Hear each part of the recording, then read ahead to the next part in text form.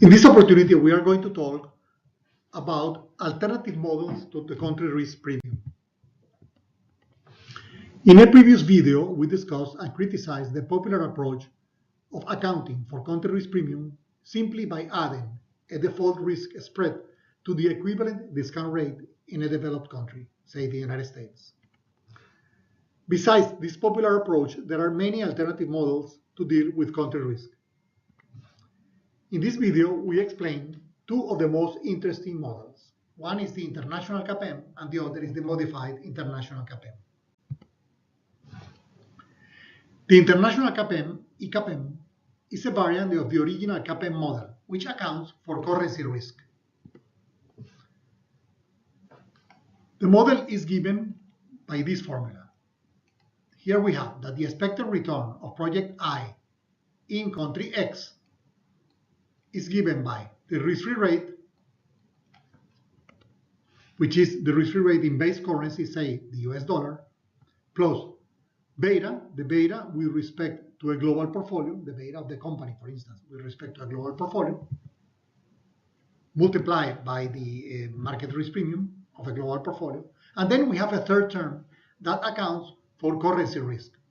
The first part is gamma IX, which is the beta of the risk-free rate, say in US dollars, with respect to the variations on the exchange rate of the local currency with respect to the US dollar. And then we have the expected value of several terms in parentheses. The first one is the devaluation of the local currency with respect to the US dollar. The second one is the local risk-free rate, the risk-free rate in the local currency, and the last one is the risk-free rate in the US dollar, which is the base currency. When we deal with real investments, meaning investments, long-term investments, 10-year investments or so, it can be shown that the systematic exchange rate risk tends to zero, okay? So it's negligible. So the model collapses to something very similar to our original kappa. The only difference is that now this kappa is related to a global market. RF is the risk-free rate in a global portfolio. The betas are related to a global portfolio, and also the market risk premium relates to a global portfolio. If we apply to a company in an emerging market the international capital asset pricing model, and we calculate the beta of the stock of this company, of course, all systematic risk will be picked up, including the part of systematic risk that comes from political events in the local country, in the particular country. For instance, let's think of Vale, the mining company in Brazil. If we calculate the beta of the stock of Vale in the Sao Paulo stock exchange, okay, actually we are picking up not only the risk of the Vale's business, the steel business, but also we are picking up the relevant systematic risk of the political aspects, the political side of Vale, given that Vale operates mainly in Brazil. So actually, this beta, if we can calculate the beta of the company directly through its stock exchange, then the problem with the country risk is absolutely completely solved, because when we calculate the beta of the company, we are picking up all systematic risk, including systematic risk corresponding to country risk. So as long as beta can be calculated, which is the case of Vale because it's traded in the stock exchange, all relevant systematic country risk is accounted for. The problem, of course, is that beta is not always so easy to calculate. In fact, for most companies in emerging markets, they are not quoted in the stock exchange, so it is not possible to calculate beta. But in the case we have a company like Vale, whose stock is traded in the Sao Paulo stock exchange, of course we can calculate beta. Also, if the stock is traded directly in the US stock market, also we can calculate beta directly in dollars in the US market.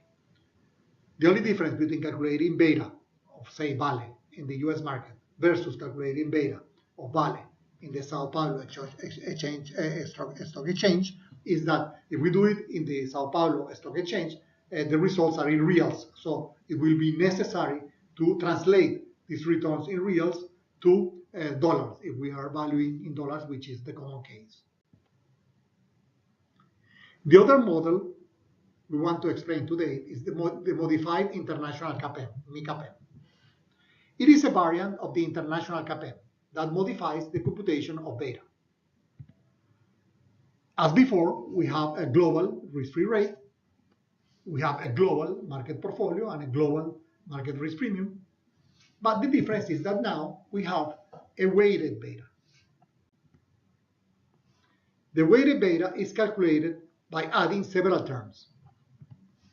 The first part, for instance, alpha 1 multiplied by beta T1, represents the dependency of the business on market 1. Say, what percentage of Vale's business or revenues come from Brazil? Say, if it is 50%, alpha 1 will be 0.5. Then we multiply that dependency factor by the beta of the business in market 1. In this case, the beta of the steel business in Brazil, beta T1. Then we can go on with other markets, say the United States. Say that alpha 2 represents the United States. So alpha 2 will be the percentage of the business in the US market. And beta T2 will be the beta of the steel business in the US market. And so on. We can do it with as many markets we want, as many markets in the companies involved with all over the world. How do we calculate the beta of project T in market 1? Say the beta of the steel business in Brazil. We do it by multiplying the beta of the steel business in the United States, beta TM, by the beta of the Brazilian market with respect to the US. And by this we mean the beta of the Bovespa Sao Paulo index with respect to the US index, say the Standard & Poor's 500.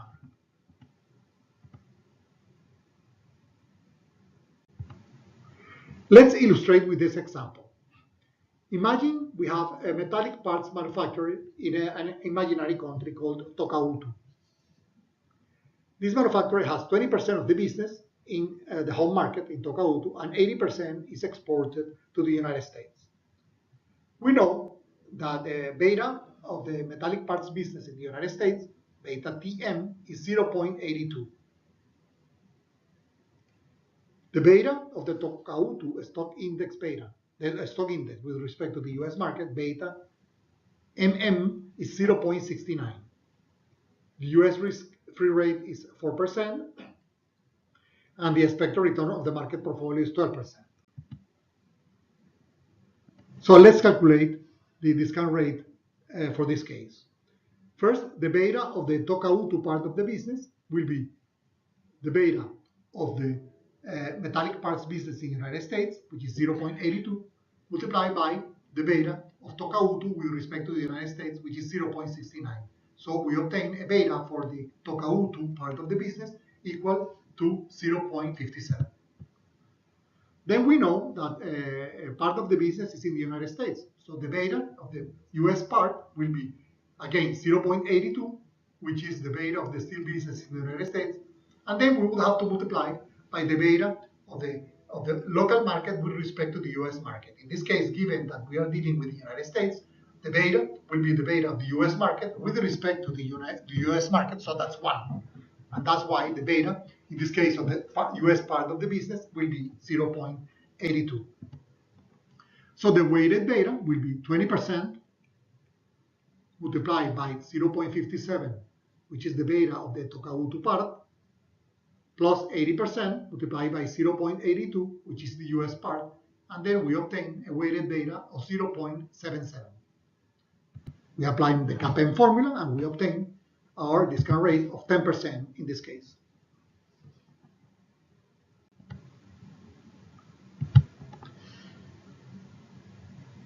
Let's discuss about the characteristics of the MICAPEN. First, a project can be related to several markets. A project or a company can be related to several markets, and that is one of the big advantages of the MICAPEN.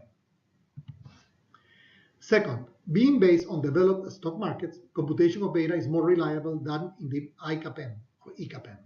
Yeah, given that we are calculating, say, the beta of the steel business with respect to the US market, then of course this is more reliable than using local markets. It's not so bad in Brazil because Brazil is a very well developed financial market. But say imagine a country like Ecuador or something like that, in which the local stock market is not so good. So we avoid having to calculate betas on the local stock market, and we use as a reference the American market, which is much richer. Through the beta of the local stock market with respect to the market portfolio, systematic country risk is picked up. Yeah, when we calculate the beta of the Bovespa, Sao Paulo stock market with respect to the US stock market, of course, we are picking up the systematic risk of Brazil.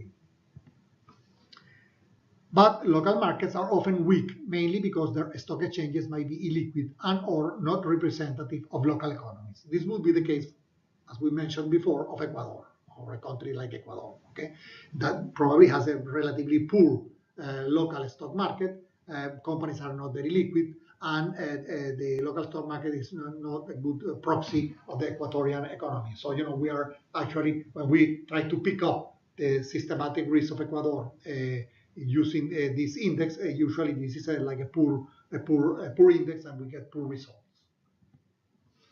So when we can apply the MICA-PEM? Well, basically for firms doing business in several markets, and or firms that operate in a country with an active stock exchange, say Brazil, so that we can calculate the beta of the local market with respect to the US in a reliable way. So what can we conclude of this presentation? First, the traditional approach of adding a country risk premium to the discount rate has a lot of limitations, as we explained in a previous video. We have explained here two alternative models. First, the ICAPEM, International CAPEM, which is very good for firms whose shares are actively traded. Remember our example of Vale, the mining company in Brazil. And the other model is the MICAPEM, Modified International CAPEM, which is for companies with a presence in several markets and or companies operated in markets which have an active local stock exchange, so that we can calculate very easily and very reliably the systematic risk of the country risk of the country just by using the local index and regressing this local index with respect to the American index. And this is all we wanted to share with you today.